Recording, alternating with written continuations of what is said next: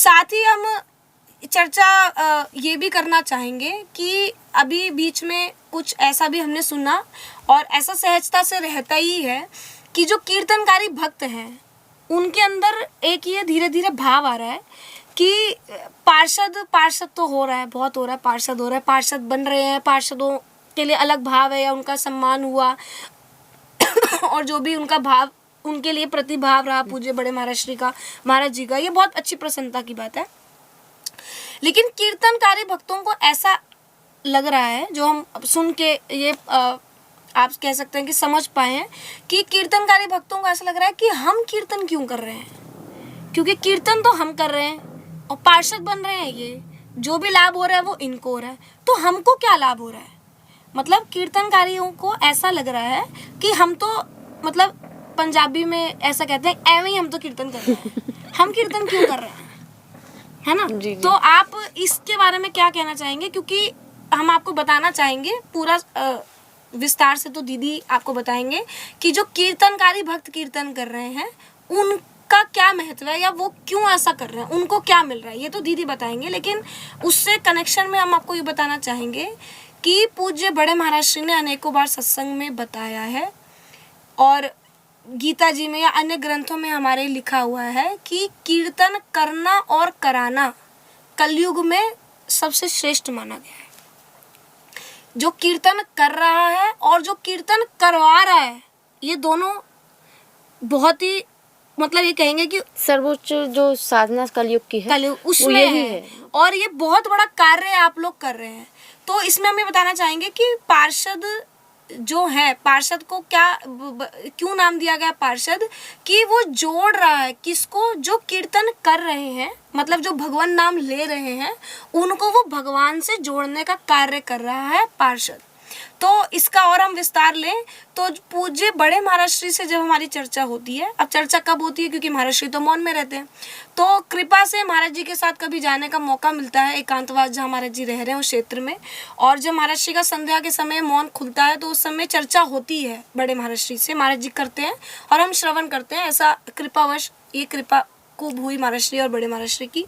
तो उस समय हम जब सुनते हैं बड़े महाराज श्री के श्रीमुख से कि महाराज श्री का इतना सुंदर भाव है कीर्तन करने वालों के लिए और जो कीर्तन करा रहे हैं पार्षदों के लिए, कि वो सुन के सच में हमको ऐसा लगता है कि और किसी को देखने की आवश्यकता नहीं है, कि कीर्तनकारियों को देख लो या इनकी चर्चा कर लो या पार्षदों की चर्चा कर लो तो हो गया भजन। मतलब महाराज जी का इतना, महाराज जी और बड़े महाराज जी की जब चर्चा वार्तालाप जब हम सुनते हैं तो सच में जैसे महाराज जी भी बताते हैं कि एक बार को तो रोंगटे खड़े हो जाते हैं और इतना सुंदर भाव होता है वो कि देख के एक बार को तो लगता नहीं है यार ऐसा कैसे हो सकता है। जो महिमा महाराज जी बताते हैं और महिमा में महाराज जी जो लेखन करते हैं और जो आज तक महाराज जी ने जो पद लिखे भी हैं उनमें बहुत सुंदर वर्णन है इस चीज़ का। तो ऐसा ही नहीं है कि अगर आप किसी कीर्तनकारी के मन में ऐसा भाव हो कि महाराज श्री की नज़र में सिर्फ वही है जो कीर्तन करवा रहे हैं, मतलब कि जो पार्षद ही है, ऐसा नहीं है। आप सभी कीर्तनकारियों को व्हाट्सएप ग्रुप के माध्यम से दरबारी से इसीलिए ही जोड़ा गया है कि वो पूरी लिस्ट पूज्य बड़े महाराज श्री तक महाराज श्री पहुंचाते हैं और फिर वो पूज्य महाराज श्री ने जैसे बताया कि प्रथम जब चलता है तो महाराज श्री की से जब हमारी चर्चा हुई तो महाराज जी ने बताया कि वो जो पूरी लिस्ट भक्तों की जाती है बड़े महाराज श्री तक, जब बड़े महाराज जी लेके जाते हैं तो बड़े महाराज श्री वो कुछ समय के लिए अपनी आंखें बंद करते हैं और फिर महाराज जी बताते हैं कि ये सभी नामों को मैंने श्री जी के चरणों में समर्पित कर दिया कि ये सभी आपके भक्त कीर्तन कर रहे हैं। तो आप सभी कीर्तनकारी तो निश्चिंत रहिए, ऐसा नहीं है कि केवल पार्षदों की ही सूचना आगे तक जा रही है, आप एक कीर्तनकारी का नाम पूज्य बड़े महाराज श्री तक जा रहा है। अब पूज्य बड़े महाराज श्री की वाणी में ही दीदी जी हमको ये बताएंगी या जो भी महाराज श्री ने आज तक हमको दी है कि कीर्तनकारी जो कीर्तन कर रहे हैं उसका लाभ क्या है।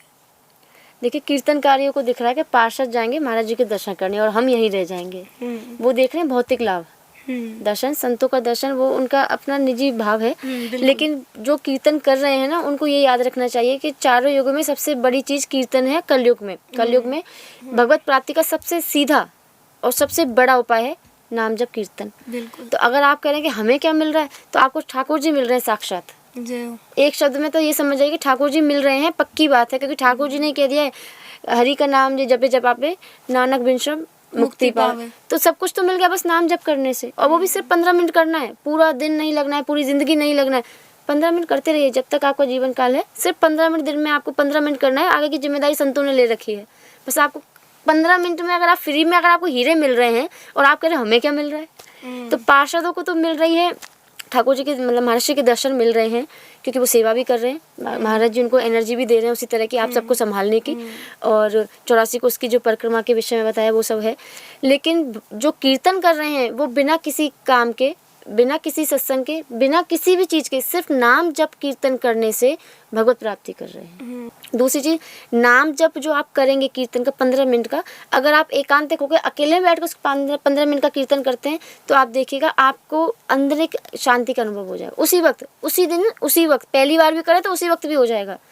आपको मानसिक रूप से इतनी शांति अनुभव होगी, और आप बोल रहे हैं कि हमें क्या मिलेगा। शांति से ज्यादा तो एक आनंद और है। विस्तार में अगर हम जाएंगे तो अब आप इस चीज को अनुभव कीजिएगा जी। कि मान लीजिए जैसे सुबह किसी ने 6 से 6:15 बजे कीर्तन किया है ना, तो 6 से 6:15 बजे जो आप संकीर्तन की धुन को गाएंगे वो आप इसको अनुभव कीजिएगा कि कहीं ना कहीं पूरे दिन ही वो धुन आपके अंदर सहज में चलती रहेगी। बिल्कुल। तो आप ये मत समझिए कि हमको मिल क्या रहा है, आपको एक तरीके से तो सब कुछ मिल रहा है, वो भी मुफ्त में।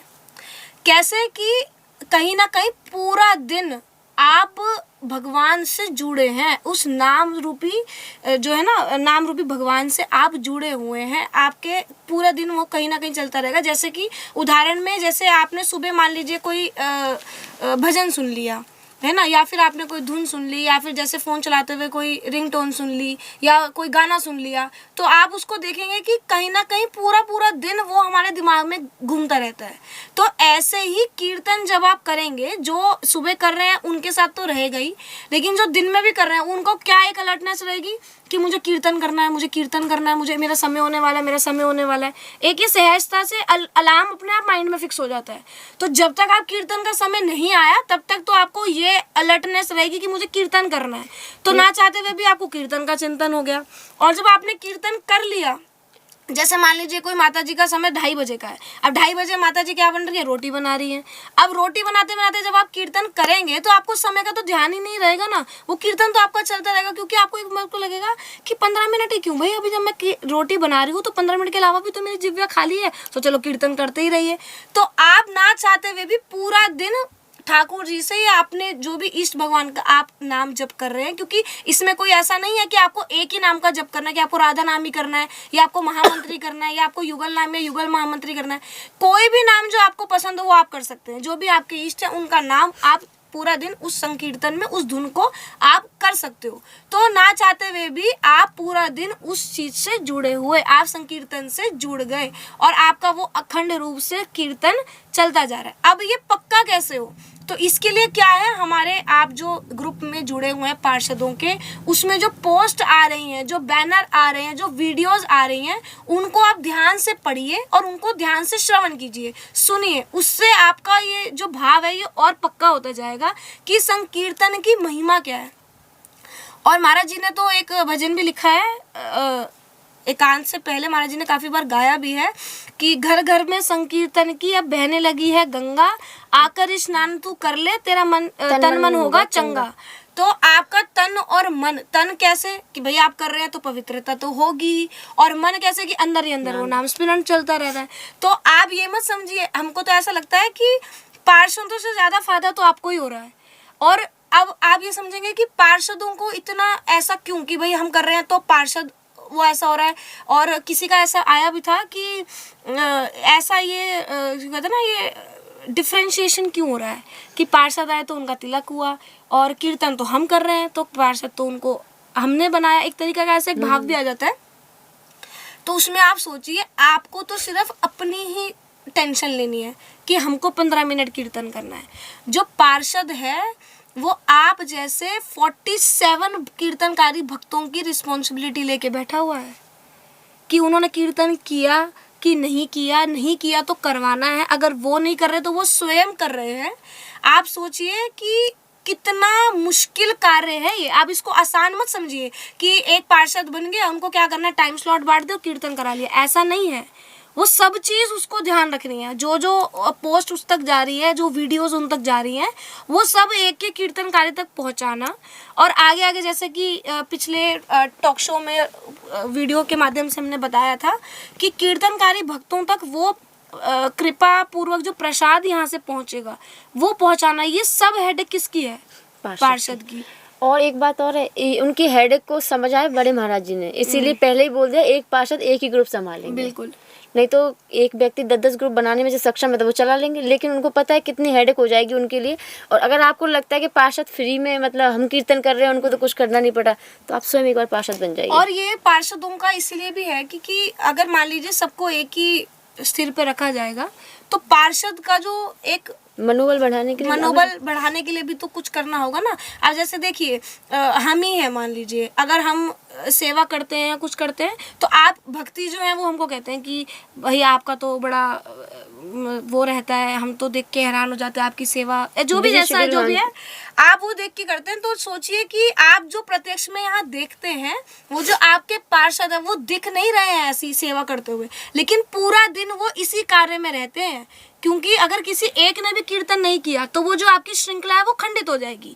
तो और जिम्मेदारी पार्षद की है। और जैसे कि हमने आपको बताया भी था कि आप केवल 15 मिनट कीर्तन करें। अब कुछ ऐसे भी आते हैं, इसमें एक बहुत अच्छी बात एकदम से दिमाग में आई कि कुछ ऐसे भी हैं जो कहते हैं कि हम तो कर ही रहे हैं, हमारा तो खुला चल रहा है ना, कि हम तो 15 मिनट कभी भी कर लेते हैं। अब ग्रुप में जुड़ के ही, पार्षद के साथ जुड़ के करने का फायदा क्या है आपको? अगर आपने 15 मिनट कीर्तन अकेले में किया तो आपको वो सिर्फ 15 मिनट अकेले का फल मिलता है। लेकिन अगर आप पार्षद के साथ जुड़कर वो 15 मिनट का कीर्तन उस ग्रुप में करते हो, चेन बना के करते हो, तो उसका आपको क्या फल मिलेगा कि जो अखंड संकीर्तन की श्रृंखला चली है ना उस दिन की, कीर्तन तो आप करेंगे 15 मिनट के लिए, लेकिन फल आपको मिलेगा अखंड संकीर्तन का पूरे 12 घंटे आप सोचिए कितनी, अगर हम जिसको विस्तार से सोचे तो बहुत इम्पोर्टेंट बात और बहुत अच्छी बात है। और हर वक्त को समझनी पड़ेगी क्योंकि बहुत सच में बहुत 15 मिनट में 12 घंटे का फल। ये अगर आपको ना, हम तो खुला कर लेते हैं, जैसे अभी आप बता रहे हैं खुला कर लेते हैं, कब जब टाइम होता है तब कर लेते हैं, उसका वो नहीं है। वो 15 मिनट आप करेंगे तो 15 मिनट का ही आपको फल मिलने वाला है। लेकिन यहाँ आप ग्रुप में जुड़ के, जैसे पार्षद आपको समय दे रहे हैं, उस समय पर अगर आप कर रहे हैं तो 15 मिनट में आपको 12 घंटे का फल मिल रहा है। जैसे किसी के घर में अगर अखंड जोत जलती है तो उसमें ये नहीं कहा जाता है कि जैसे मान लीजिए गुप्ता परिवार है तो कोई ये थोड़ी ना कहेगा कि सतीश गुप्ता जी के घर में जल रही है, कोई ये तो कहेंगे क्योंकि उनके घर में चल रही है। अब घर में जितने भी व्यक्ति हैं उन सबका माना जाएगा कि उनके घर में अखंड जोत जल रही है, बिल्कुल है ना। चाहे वो जोत सुबह पिताजी ने जलाई और ध्यान भी वही रख रहे हैं, है ना, जैसे पार्षद ध्यान रख रहा है। तो आप ये मत समझिए कि पार्षद का ही इसमें रोल है। तो ये नहीं माना जाएगा कि पिताजी ने जोत जलाई पूरे दिन माता जी और पिताजी, क्योंकि बाकी सब तो अपने कार्य पे चले जाते हैं, कि उन्होंने अखंड जोत का ध्यान रखा तो केवल उन्हीं को इसका फल मिलेगा। नहीं, घर में पूरा जितने परिवार वाले हैं सबको उस अखंड जोत का फल जाता है उसकी, क्योंकि पॉजिटिव वाइब्रेशन तो पूरे घर में रहेंगी ना। ऐसे ही अगर आप 15 मिनट अकेले संकीर्तन करेंगे उसका फल तो होगा, लेकिन उसका फल क्या होगा कि आपने 15 मिनट कीर्तन किया। लेकिन अगर आप पार्षद से जुड़कर 15 मिनट कीर्तन कर रहे हो तो उससे आपको फल क्या मिल रहा है? 12 घंटे अखंड संकीर्तन का फल आपको मिल रहा है। और आप सोचिए कि अगर ऐसे खुले में ही संकीर्तन करना था तो ये तो महाराज जी संकीर्तन का नियम पहले ही से ही दिया हुआ 40 साल से है ना, 40 साल से कह रहे हैं। और पिछले कुछ सालों से तो महाराज जी ने बिल्कुल इसको फोकस करके दे रखा है कि 15 मिनट कीर्तन आपको करना है। आधी घंटे संकीर्तन कीजिए तो पूरा राउंड ऑफ करके 15 मिनट संकीर्तन का आप सबको समय दिया कि 15 मिनट संकीर्तन आपको करना है, 15 मिनट संकीर्तन आपको करना है। तो जुड़ के ही क्यों? क्योंकि इससे ये बताना चाह रहे हैं कि 15 मिनट कीर्तन करने का फल अलग है और जुड़ के अखंड संकीर्तन की श्रृंखला को चलाने का फल अलग है। इसलिए आप सब कीर्तनकारी बिल्कुल भी मायूस नहीं होइए, बिल्कुल परेशान मत होइए कि हमको क्या मिल रहा है। आपके तो कहिए कि दोनों हाथ में लड्डू है, तो आप बिना मेहनत के और पार्षद का इसलिए क्यों? क्योंकि भाई पार्षद के ऊपर बहुत हेडेक है।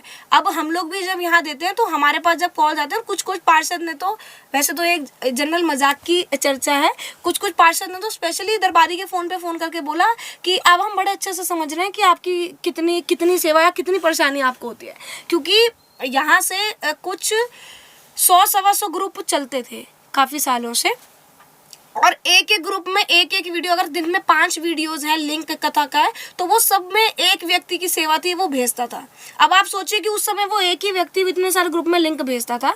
अब यहाँ पे जब पार्षदों को पता, और उसमें कुछ वही पार्षद जो फोन करके बोलते थे अभी ये लिंक नहीं आया, अभी ऐसा नहीं हुआ, अभी ये नहीं हुआ, तो उन्होंने हमको अपना पूरा एक्सपीरियंस शेयर किया कि आप लोगों का जितना मेहनत है बड़े अच्छे से समझ में आ रही है, क्योंकि भाई हम एक ग्रुप हैंडल कर रहे हैं, तो इसमें हमको समझ में आ रहा है कि क्या करना है। तो इसीलिए पार्षदों और आपका मनोबल बढ़ाने के लिए, कीर्तनकारियों का मनोबल बढ़ाने के लिए, कि कीर्तनकारी से अब आप भी पार्षद की श्रेणी में आइए, आप भी लोगों को जोड़िए, कीर्तन करने की महिमा बताइए। और बहुत सहज है, आपके पास सब पोस्ट पहुंच रहे हैं, सब वीडियोस पहुंच रहे हैं, उनको अपने व्हाट्सएप स्टेटस पे लगाइए और सारे अपने सोशल मीडिया पर लगाइए, जिससे कि ज़्यादा से ज़्यादा लोग सुने इस चीज़ को और प्रेरित होकर आपसे अप्रोच करें। नहीं तो खुद आप उनको इसकी महिमा सुना सुना के अपने से जोड़ सकते हैं और बताइए कि केवल 15 मिनट संकीर्तन ही करना है। और हम पार्षदों से भी कहना चाहेंगे कि आपके जो कीर्तनकारी भक्त हैं, अगर वो पार्षद बनना चाहते हैं, आप उनका सहयोग कीजिए। और कीर्तनकारी भक्त भी बिल्कुल निश्चिंतता से अपने पार्षद से फ़ोन कर कर पूछ सकता है कि हमें पार्षद बनना है तो हमको क्या करना होगा। और अगर उनसे पूरा समझ में नहीं आता है तो दरबारी के नंबर पे भी आप डायरेक्टली फ़ोन करके पूछ सकते हो कि हम भाई कीर्तनकारी हैं और हम पार्षद बनना चाहते हैं। तो कीर्तनकारी बिल्कुल भी परेशान मत होइए, आपके तो दोनों हाथ में लड्डू है। और एक चीज़ पहले के वाले टॉक शो में भी बताई थी कि जो कीर्तनकारी नया पार्षद बनना चाहते हैं उनको ज़रूरी नहीं है कि अपना पहले वाला ग्रुप छोड़ दें, वो उस ग्रुप में रहे, कीर्तन करें। अपना जो नया ग्रुप बनाए उसमें स्वयं कीर्तन चाहे ना करें, उसमें 48 लोग अलग से जोड़ दें और फिर उसमें कीर्तन शुरू करवा दें। 15 मिनट कीर्तन करना कोई बहुत बड़ी चीज़ नहीं है, लेकिन फिर भी जैसे घर गृहस्थी के कार्य रहते हैं, तो अब हमने इतनी सी पूज्य बड़े महाराज जी ने छूट दी कि ठीक है, अगर आप जैसे मान लीजिए कि एक ग्रुप में जुड़े हुए हैं और अब आप कीर्तनकारी से पार्षद बनना चाह रहे हैं, तो उस 48 में आप मत जुड़िए, 48 नए ही बंदे आप जोड़ सकते हैं।